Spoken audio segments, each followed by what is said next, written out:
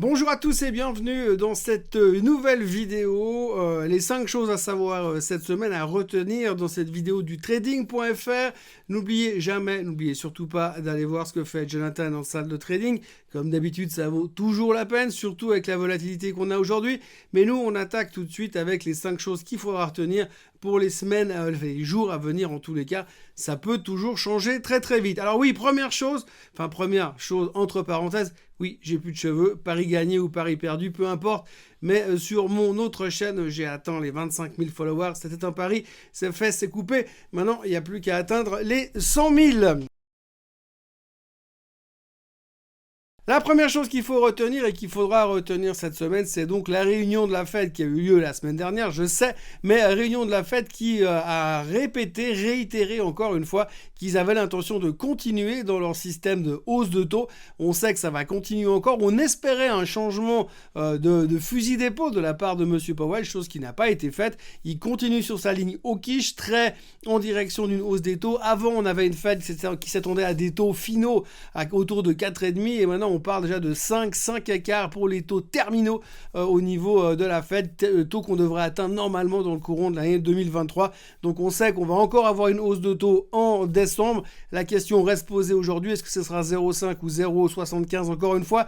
Et c'est la grande question et c'est la grande interrogation du moment. On aura de plus en plus de réponses au fur et à mesure de ce qui va se dérouler cette semaine, entre autres avec le point suivant qui sera le CPI.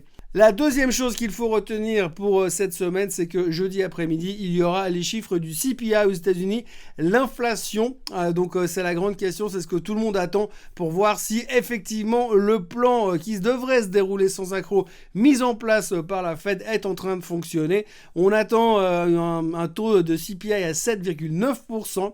Alors surprise, pas surprise, on verra tout ça jeudi après-midi, mais c'est un des gros points très très importants pour cette semaine. On notera aussi un point important, et c'est le troisième au niveau éco, c'est le chômage, c'est l'emploi aux États-Unis. Il est sorti vendredi dernier avec un taux de chômage à 3,7% et 261 000 créations d'emplois sur le mois d'octobre. C'était plutôt une bonne nouvelle pour l'économie. Qui dit bonne nouvelle pour l'économie dit mauvaise nouvelle pour l'inflation, forcément. Donc on n'aime pas trop, mais néanmoins on a été un petit peu soutenu par les rumeurs sur la Chine, rumeurs infondées jusqu'à maintenant. Mais en gros, ce qu'il faut retenir sur les chiffres de l'emploi, c'est que ça va bien, mais ça va moins bien que d'habitude. On sent un ralentissement au niveau du rythme de création d'emplois, donc certains sont en train de se dire que ça commence à se fissurer. Et on devrait voir l'état des fissures normalement le mois prochain, puisqu'on a vu que depuis quelques semaines, on a quand même beaucoup de sociétés et des grosses qui sont en train de stopper les engagements pour certaines, c'est le cas d'Amazon, c'est le cas d'Apple, et de licencier massivement, c'est le cas de Twitter bien évidemment, ou encore le cas de Meta Platform. Donc tout ça fait qu'il va y avoir des conséquences sur l'emploi et que ça devrait se reporter probablement sur les chiffres de l'emploi qui seront publiés le premier vendredi du mois de décembre, juste avant le prochain FOMC meeting. Ce qui laisse encore une fois espérer, c'est génial parce que c'est comme ça à tous les meetings, que peut-être cette fois la Fed changerait un petit peu sa vision et deviendrait un peu moins hawkish et un peu plus dovish. Alors pour l'instant, on s'est planté sur cette théorie en juin, en juillet, en août à Jackson Hole, en septembre, en octobre. Et encore en novembre, on espère que cette fois, au moins, on aura bon. La quatrième chose qu'il faudra retenir cette semaine, et ça n'a rien à voir avec le marché des actions ou les indices boursiers classiques, c'est le carnage, le crypto-carnage qu'on est en train de vivre dans la crypto. Alors, qu'est-ce qui se passe en ce moment dans la crypto? Pour faire simple, eh bien, on a une grande société de trading dans la crypto-monnaie qui s'appelle FTX, qui a été fondée par un monsieur qui s'appelle Bankman-Fried. De l'autre côté, on a Binance, qui a aussi un gros requin du trading dans les cryptos, qui sont deux amis et demi, on va dire. Depuis quelques jours, Binance a annoncé qu'ils voulaient sortir leur position dans les tokens de FTX. Donc le token de FTX, c'est le FTT. Et ce qu'ils ont commencé à faire, et ça a créé un immense problème de liquidité du côté de FTX. Du coup, monsieur Bankman-Fried a contacté le patron de Binance pour lui dire qu'ils avaient des problèmes de liquidité, qu'il était très mal barré. Et donc, du coup, eh bien, Binance rachète FTX. Grosse fusion dans le monde de crypto. C'est une bonne nouvelle dans le sens de la fusion. Par contre, de l'autre côté, la problématique, c'est que les investisseurs se sont dit attention, problème de liquidité. Qui dit problème de liquidité, dit risque à la baisse. Résultat, le token de FTX a perdu 85% en 2 jours et monsieur Bankman-Fried, a perdu quasiment 85% de sa fortune. Lundi matin, sa fortune était estimée à 15,6 milliards de dollars. Ce matin, les meilleurs estiment qu'il vaut encore tout juste 1 milliard. Alors vous me direz, avec 1 milliard, il devrait pouvoir passer les fêtes de Noël.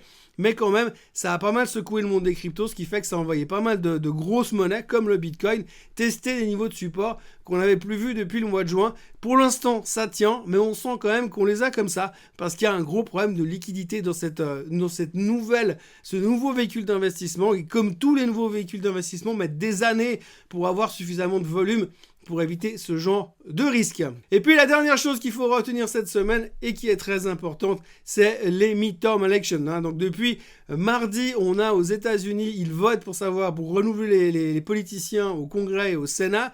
Apparemment, sur ce qu'on sait encore tôt ce matin, les républicains devraient gagner une partie du Congrès et les démocrates devraient garder le Sénat, ce qui veut dire qu'on va se retrouver dans une situation de gridlock, c'est-à-dire qu'ils vont rien pouvoir faire pendant 2 ans puisqu'ils vont se bloquer mutuellement pour faire passer de nouvelles lois. Donc c'est pas forcément bien pour la dynamique du pays. Par contre, au niveau du marché, il semblerait en tous les cas que c'est plutôt positif parce qu'on aime bien quand les républicains sont au pouvoir, et quand les républicains sont au pouvoir, qu'est-ce qu'ils font? Ils baissent les taxes et ils réduisent les dépenses, ce qui fait que vous baissez les taxes et vous réduisez les dépenses, c'est plutôt pas mal. Ça va faire calmer l'inflation et puis ça va rassurer les entreprises. Donc plutôt positif si les républicains venaient à gagner. Par contre, on va avoir un gridlock, donc une politique qui ne bouge plus, et probablement le risque de revenir parler du plafond de la dette, parce qu'évidemment, ils ne seront pas d'accord entre eux. Alors pour le reste, on verra bien. Tous les analystes ont ressorti leur tabelle d'histoire, leur bouquin d'histoire, pour se rendre compte que de toute façon, historiquement parlant, après les midterms, en général, ça monte. 2 choses déjà, en général, ça monte parce qu'on est en novembre, et en général, statistiquement, novembre-décembre, c'est le Christmas Rally, donc normalement, ça monte. Mais en plus, les années de midterm election, ça monte encore plus. Donc a priori, on a l'impression qu'on se dirige vers une fin de l'année plutôt tranquille, surtout qu'on voit quand même un tout petit peu de retour d'optimisme, même si on est un tout petit peu sur les pattes arrière et qu'on reste relativement craintif. Voilà, c'est ce qu'il fallait retenir cette semaine. Moi, comme d'habitude, je vous retrouve la semaine prochaine. Je m'excuse pour la semaine dernière, mais monsieur Covid est passé par là. Et donc je vous retrouve en pleine forme, comme d'habitude, pour une nouvelle émission sur la chaîne letrading.fr, mercredi prochain, plus ou moins à la même heure. Et puis n'oubliez pas de suivre attentivement ce que fait Jonathan. Allez, bonne journée à tous et bonne semaine. Bye bye.